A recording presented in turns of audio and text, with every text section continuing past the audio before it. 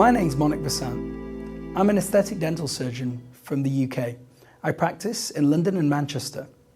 My specific area of interest is minimally invasive aesthetic dentistry. I use a variety of techniques, including short-term orthodontics and adhesive dentistry, to get the results that my patients are happy with.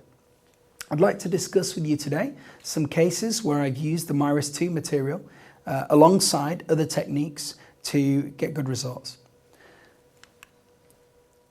Just to remind you, the MIRIS2 material consists of 8 shades of dentine with a single hue, a single opacity, but varying different levels of chroma. We have 5 enamel shades: white bleach, white regular, neutral translucent, and ivory regular. We have tints and effects: white, white opaque, gold, and blue. And I've used a variety of these different materials during the presentation I'm going to show you today. This lady came to see me. Her main issue was the appearance of the anterior teeth. Clearly they were very prominent, but in addition she had this large, ugly veneer over here. In addition, there was also a very large composite over here on the other central incisor. There was also asymmetry in terms of the gingival levels and a space distal to the upper right one. Orthodontic treatment was undertaken by myself, and after a few months of retroclining the teeth and retracting them into the arch form, we then decided to carry out a little bit of soft tissue work to recontour the soft tissue around the upper right one, and then replace the veneer on the upper right one with a feldspathic porcelain veneer. On the upper left one, we decided to do a direct composite using MIRIS2. Almost a full veneer restoration in the end.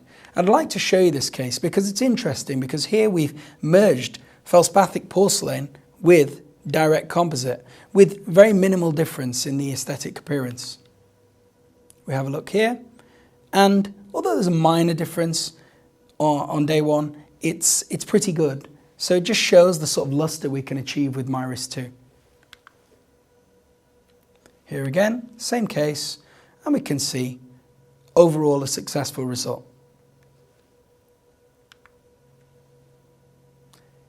Here's another case.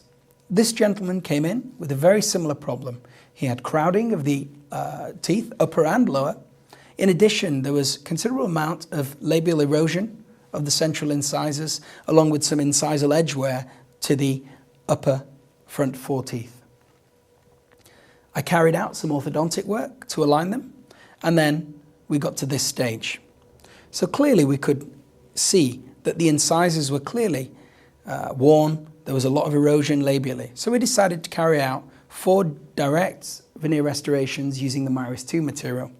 So here we decided to, before this, do a little bit of bleaching just to even out the shades a little bit, and then using a combination of the white bleach enamel along with the S1 and S2 dentine shades, along with a little bit of incisal edge opalescent shade using the blue effect, we've got a very nice result that the patient was very happy with. This gentleman came to see me. His main issue was the gaps between his anterior teeth, and you can see they were quite prominent. The gentleman was going to university, so he was only a young man, and he didn't want orthodontic treatment. Finances were limited at the time, so we decided to go with direct composite. We decided in this instance to start again with a little bit of tooth whitening just to even out any shade discrepancies, and then finished up using just 2 shades, white bleach and S1 dentine, white bleach enamel, to get a very nice result. We've recontoured the morphology ever so slightly, and you can see these are just partial restorations, yet they disappear into the tooth due to the optical properties of MIRIS2. Here's a close-up, and we see we have a very nice integration of the restorations. Here's another diastema case. This lady, we can see very evident opalescence around these teeth, which she wasn't really keen on. In addition, she had the midline diastema. Again, this lady was talked through different options, including orthodontic work, and it was decided to just proceed using the direct composite using MIRIS2. So here, again, we chose a lighter shade of dentine, along with a lighter shade, quite an opalescent shade of enamel, and we ended up with this result. However, we just padded out the palatal aspect of the incisal edge just slightly, as the lady wanted to just soften the opalescence a little bit. But again, very natural result, very conservative, very little, no preparation required, and overall a very happy patient. Another case, this lady came to see me about this old composite on the incisal edge here that had fractured, but it was quite discolored, quite yellow. This lady had quite characteristic banding, white banding on aspects of the teeth. So we decided to go for more of a natural shade, so we chose the dentine shade. In this case, it was an S3 with little areas of S4. On top of that, we decided to use a neutral regular enamel shade, but I supplemented this with some effects just below the enamel layer using some of the white, milky white effect. And just to give a subtle little bit of characterization to the tooth to match the one opposite. In addition, we closed up the diastema a little bit, and although the tooth may look slightly wider, we tried to detract people's attention from that by just repositioning the mesial line angle ever so slightly and opening the embrasure so that people didn't really notice the tooth was slightly wider. Here's another case. This young lady came to see us, and her main issue was the gap between the central incisors. She had these retained deciduous teeth.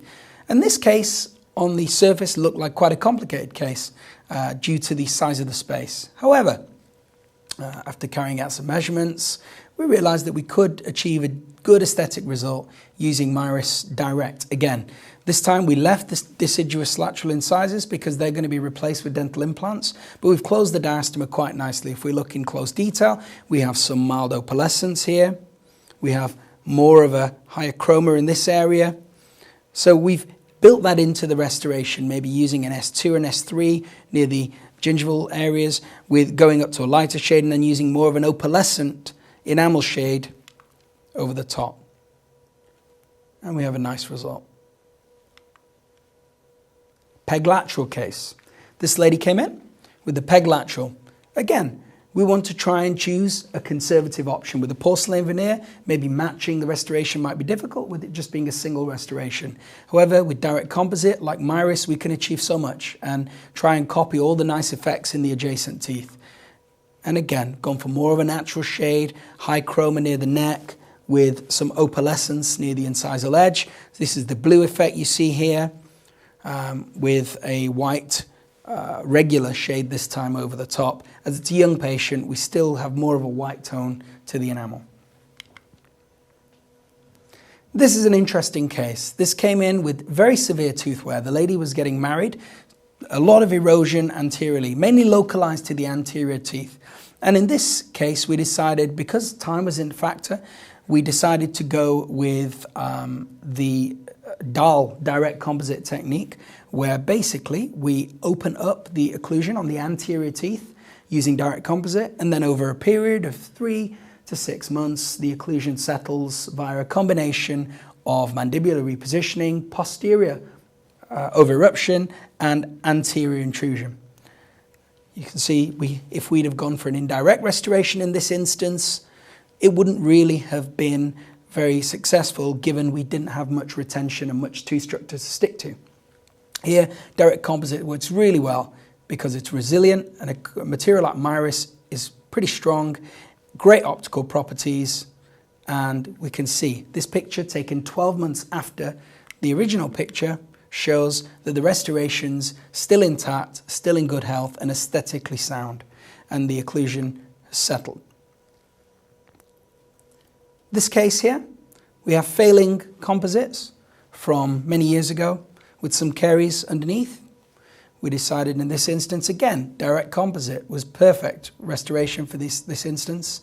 So again, using the MIRIS material posteriorly works fabulously. We can get really good aesthetic results. So here we have replaced the restorations. We've gone with a much higher chroma dentine shade, something like an S4, maybe even an S5 in some areas, and then replaced the enamel with a regular white bleach, and then placed some Fisher stain using the gold and also a brown Fisher stain that is available. And on the cusp ridges, we have placed some of the white effect just to highlight those ridges really nicely and get a good aesthetic result. Here, another posterior case. And I'll talk you through this one step by step. So this lady came to see us, wanted to replace these amalgam restorations. So we first isolate, under rubber down, then replace the restorations and bond. Then we place a white opaque, because if we see the case, the base of the cavity is extremely dark, and we want to try and block that out so it doesn't influence the overall shade of the restoration too much. So we block that out with the white opaque effect shade, acting like a flowable base. Follow that up then with the dentine layer. Here we used a lighter dentine layer as the patient had done some tooth whitening. We decided to go for an S3 and then finish that up with some enamel layer in terms of white bleach, along with some staining effects. And this is post-op. A nice natural looking result. Again, we've used the gold and some brown effect in the fissures with the white highlights. This gentleman came to see me, some erosion on the incisors, so on the upper left one, along with a mild crowding of especially the lateral incisors. So we carried out some very basic orthodontic treatment just to get some minor alignment, and then placed MIRIS2 as a labial veneer over the upper left one to try and replicate the upper right one. Here again, patient, an older patient, so we've decided to go for an S4, S5 dentine shade in some areas where it's needed, and then a natural regular and ivory regular enamel shade over the top. See the erosion here and some toothbrush wear, and we've repaired that. This again showing that. And a very natural looking result for someone of this gentleman's age. A young patient, this lady came to see me with a fractured incisal edge, quite bad trauma, and she was very disturbed at the time. We calmed the lady down and then looked to replace this, because half the stress of the situation is caused by the injury itself, but also the psychological impact of having broken a central incisor. So in these sort of patients, it's important we repair this quickly and in a pain-free way. So direct composite is the perfect solution here. We've tried to copy some of the opalescence that we've got there. The lady didn't want to copy the white effect there, but everything else was copied. And we've got a nice aesthetic result, again using more opalescent types of enamel, supplemented with some blue effect to get that result. This case, lady came to see me. Orthodontic problem, again, crowding, discoloration, and worn incisors. And in this instance, the starting treatment was some orthodontic work that I carried out over 12 months, just to align the anterior teeth. Followed that up with some standard home tooth whitening with night guard, and then finished that off with MIRIS2 direct restorations to the upper central incisors and the upper right too. And we've got a fabulous result. And you can see here we even use elements of gold effect near the incisal edge to get a really nice result. And this we've used shades like the white bleach and the S1 in terms of the dentine, supplemented with the opalescent blue and the gold. This case, again, another gentleman about to get married, at the time limited finance because weddings are expensive, and the chap came to see me and his issue was the anterior teeth. There was gaps, quite extreme wear to them. He wasn't too concerned about the high smile line there and the large amounts of gingival display. His main issue was the appearance of the teeth. So we decided to carry out some bleaching to start with, and then followed that up with direct composite to the upper anterior 6 teeth. Using again a dial approach, so we opened up the occlusion on the anterior teeth. Here we just used 3 shades. We used the white bleach, the S1, along with the opalescent blue effect. And we have a very nice end result here that restores the patient's confidence and gets him smiling again. Thank you for watching. Happy layering.